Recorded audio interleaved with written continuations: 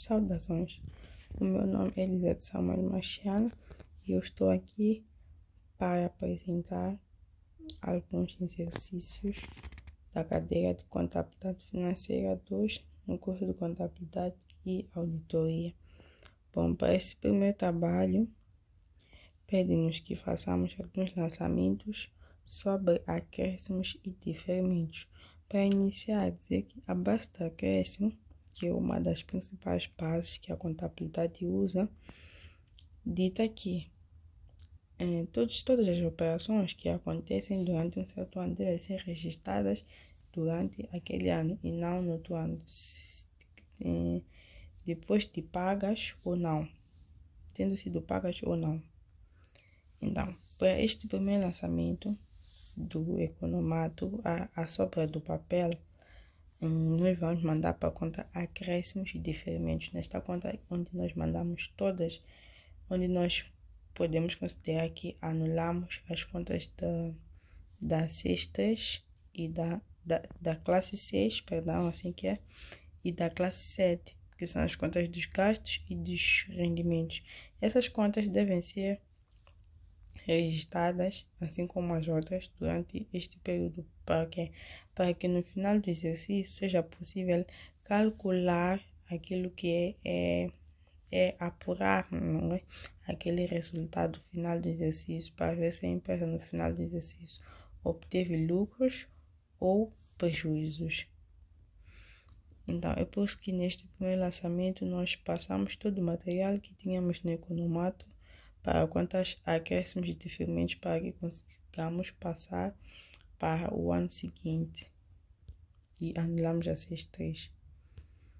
No lançamento a seguir, a empresa fez a aplicação financeira em junho e por 12 meses, tendo tido 12 mil meticais de juros de forma antecipada. Por isso que lançamos todo o valor que recebemos foi para a conta 1.2, que é bancos. O valor que está na conta 4.9 é referente ao mês aos 5 últimos meses, e não, o valor que está na 7.8 é referente aos 7 últimos meses, e o valor que está na 4.9 é referente aos outros meses do ano seguinte.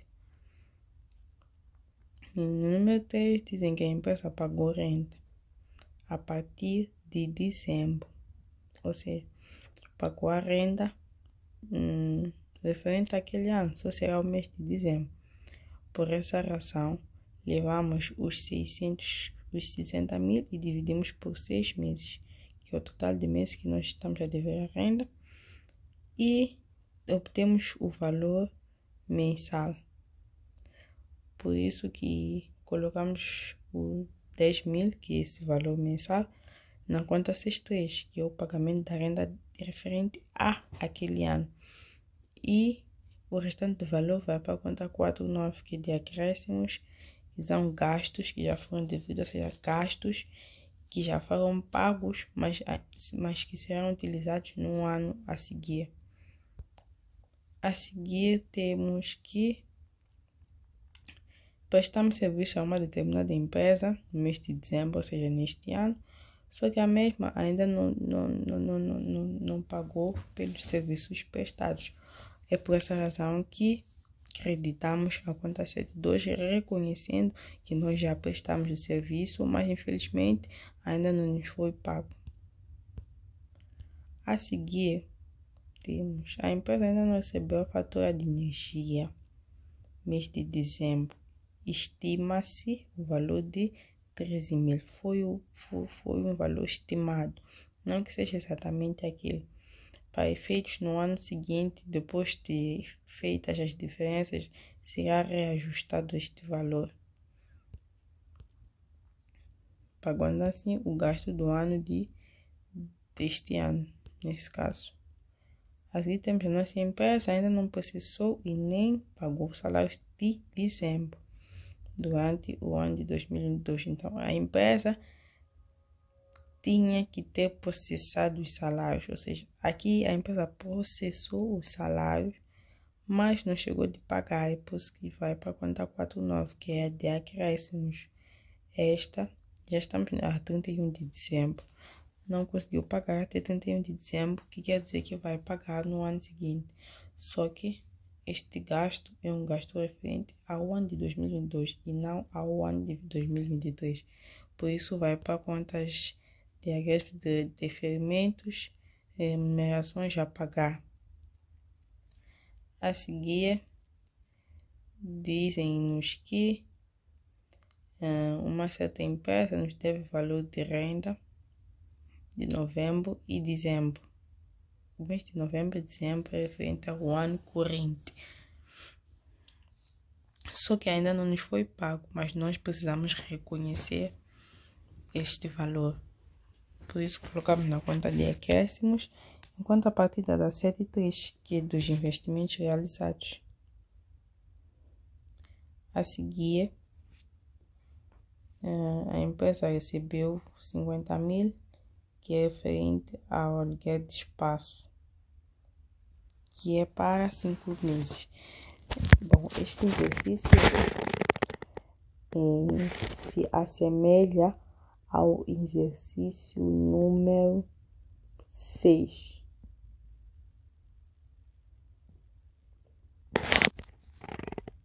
Ao exercício número 3, assim que é. Não sei, já é exercício número 6. Só que para este caso já trata-se de renda.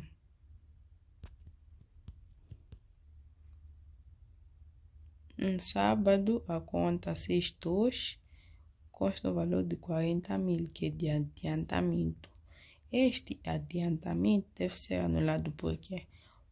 Porque este salário, na verdade, é referente ao ano seguinte e não ao ano corrente.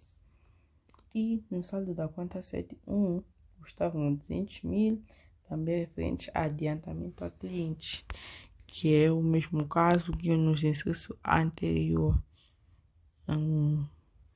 em que essas vendas que efetuamos só serão realizadas verdadeiramente no ano seguinte, por isso passamos para a conta de acréscimos e deferimentos. E por fim do nosso diário temos o total dos valores, onde podemos ver que o débito e o crédito bateram, respeitando assim o princípio das partidas dobradas. A seguir, temos o exercício número 6, onde nos pede que façamos lançamentos no diário geral e de seguida a passagem para ações esquemáticos das operações seguintes. No dia 10 de junho, a empresa Perigos Não Estudar Limitada vendeu mercadoria um total de $200.000 mais IVA, taxa normal. A empresa Gwendeia Limitada, a taxa de compra de 65 meticais por dólar e taxa de venda de 70 meticais. De referir que quando somos nós a comprar, ou seja, nos é devido um certo valor em dólar, quando nós prestamos um certo serviço ou proporcionamos um certo produto, quando nós estivermos a receber o valor em dólar, do nosso lado, nesse caso que é o lado de ativo, será a compra do dólar, sendo que no caso contrário, será a venda do dólar. Por essa razão, nas operações deste diário foi usada a taxa de compra do câmbio da moeda, nesse caso, de estrangeiro. No dia 10, houve uma venda a prazo, onde temos como primeiro lançamento. No dia 15, a empresa sacou uma letra a outra empresa, 50% da dívida, de 20 dias, e depois nos dão as taxas. Então, uma vez que a empresa sacou a letra, antes a empresa comprou o dólar a 65 meticais. E desta vez, ou seja, receberia a 65 meticais, sendo que desta vez vai receber a um preço de 70 meticais. Falo da dívida do cliente. O que quer dizer que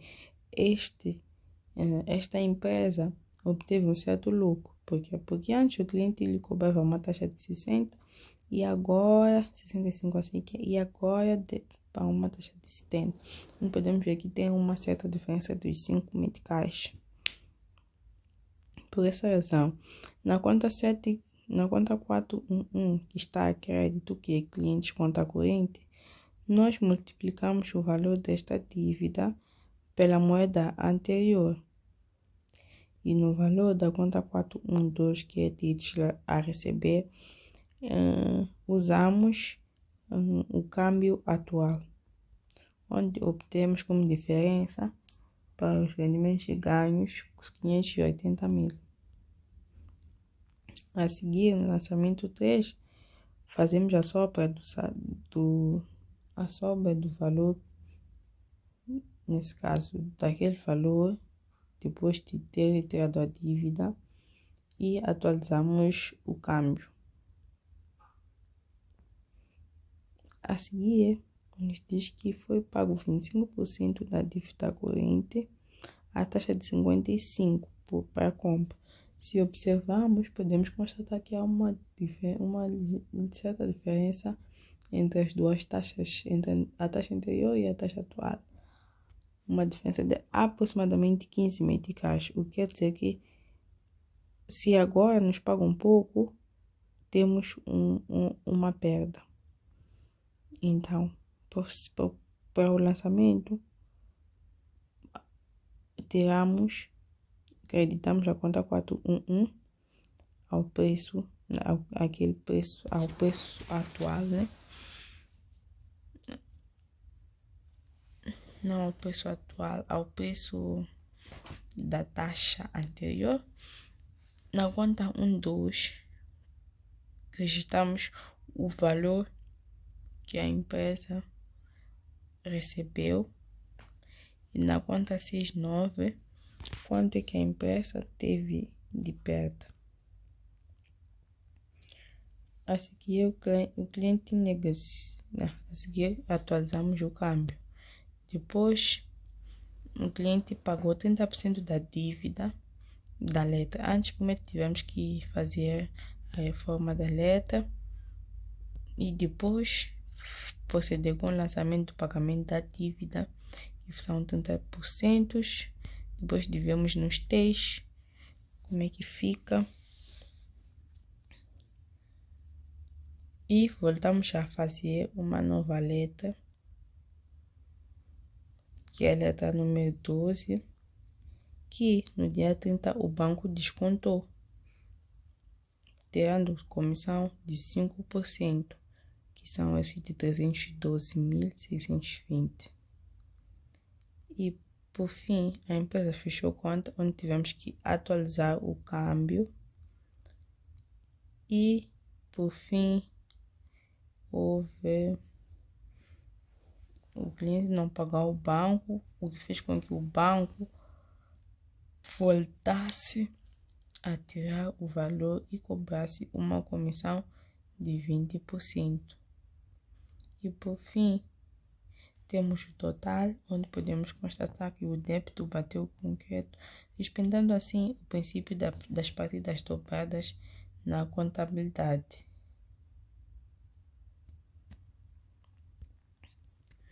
E deste lado temos os razões esquemáticos do exercício que estivemos cá a ver, onde podemos ver que foram lançados todas as operações e foram colocados todos os saldos da mesma e os respectivos somatórios. No exercício número 8,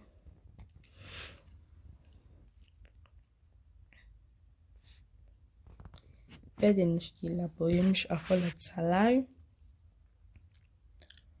e para proceder com os lançamentos do processamento de salário e o pagamento de salário, EPS e INSS. De realçar aqui, para a construção da tabela, precisamos dos seguintes dados: nome do funcionário, o seu salário bruto. Precisamos de calcular qual é o seu IRPS. Por essa razão, temos os números dependentes do lado do seu salário bruto, nesse caso no enunciado. Precisamos calcular o INSS para, por fim, termos o salário líquido, será aquele que o funcionário vai obter no fim de tudo, depois de deduzir todos os impostos e taxas. Para o nosso querido Noemi, uma vez que ele tem 2 dependentes, usamos a tabela para poder calcular o IRPS. Os 3% de 100 mil, os 4%, os 7% e por fim o salário líquido.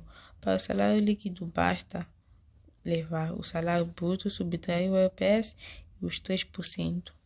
Por que aqui subtraímos os 3%? Porque no salário líquido nós vamos ter todos os valores em que a empresa que não está a cargo da empresa pagar, mas sim do funcionário pagar. E do lado direito podemos encontrar todos os lançamentos desde o processamento de salário até ao pagamento de todos. Aqui pagamos a remuneração, nesse caso pagamento de salário. Aqui pagamos ao Estado para o EPS e aqui pagamos o INSS. E por fim temos aquele somatório que não pode faltar. No exercício número 2, pede-nos que elaboremos os mapas de amortização e também os lançamentos de registro, de registro da viatura, registro da avaliação do bem e registro do abate do bem. Nesta primeira tabela podemos encontrar o método de cotas constantes, em que usando a fórmula do Excel fica mais fácil de fazê-lo.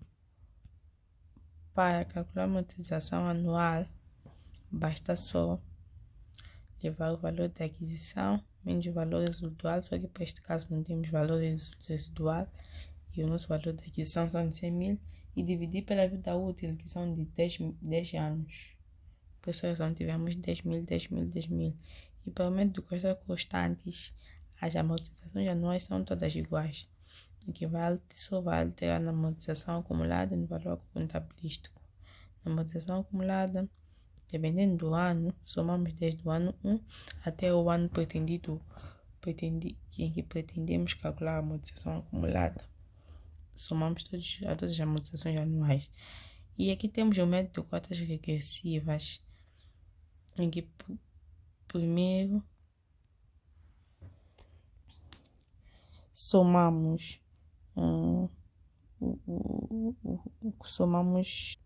os anos e deu um valor aproximado a 55,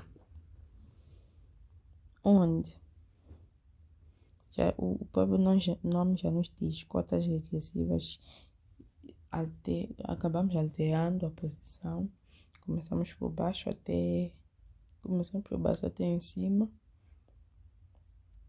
dividindo sempre o último número na coluna na linha do primeiro número, ou seja, dividindo o último ano na coluna na linha do primeiro ano a seguir, multiplicando pelo valor da aquisição.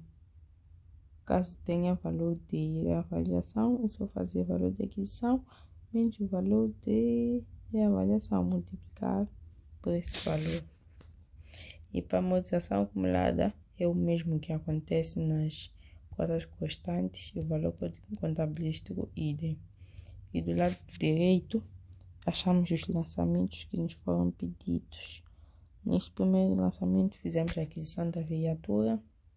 Neste segundo reavaliamos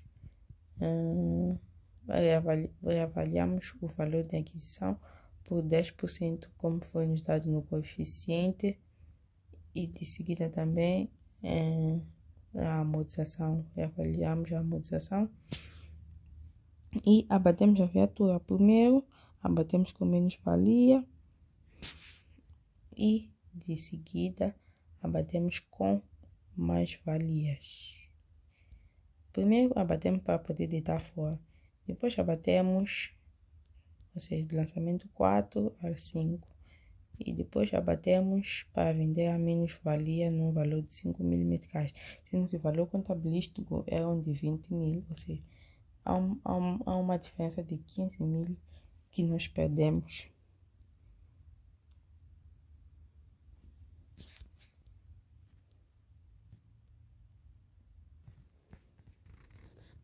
E na linha C, dizem que foi vendida por 50.000, ou seja, com mais-valia, como já havia dito antes, o valor valia ou vale, depois de efetuados todos os cálculos, 20.000, que é o valor contabilístico. Se vendemos a 50.000, é claro que teremos uma mais-valia de 30.000 meticais. A linha D dizem que trocamos a viatura por uma outra viatura, ou seja, os lançamentos serão os mesmos, só que vai alterar apenas na obtenção do próprio bem. Ao invés de recebermos em quantidades monetárias, ou seja, dinheiro, vamos receber um ativo. Por isso que, ao invés de colocarmos a conta 1 dos bancos, colocamos a conta 3 dos. E por fim, a linha E, dizem que trocamos a viatura por 200.000, só que nessa troca acabamos entregando 190.000 por cheque, o que fez com que tivéssemos uma perda muito grande de 10.000 depois da batida da viatura.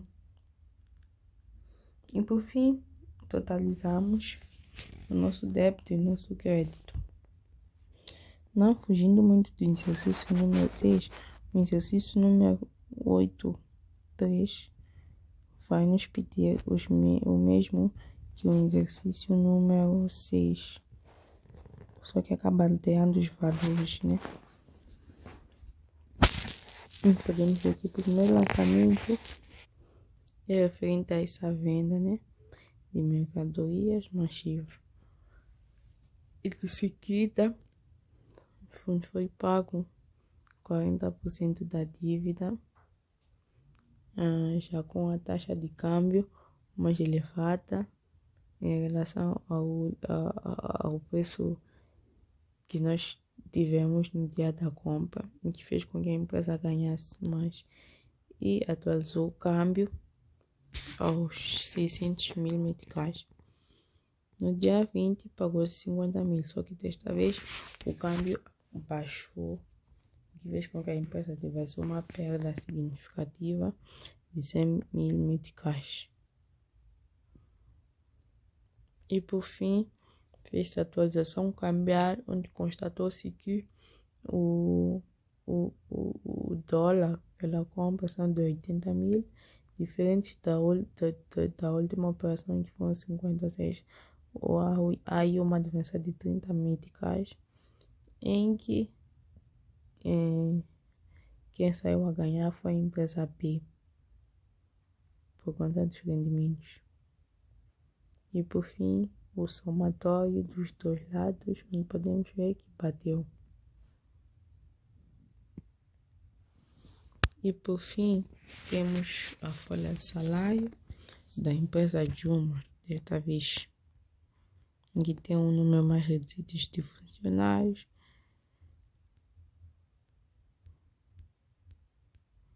E os respectivos lançamentos processamento de salário, o próprio pagamento de salário, o pagamento do EPS e o pagamento do INSS.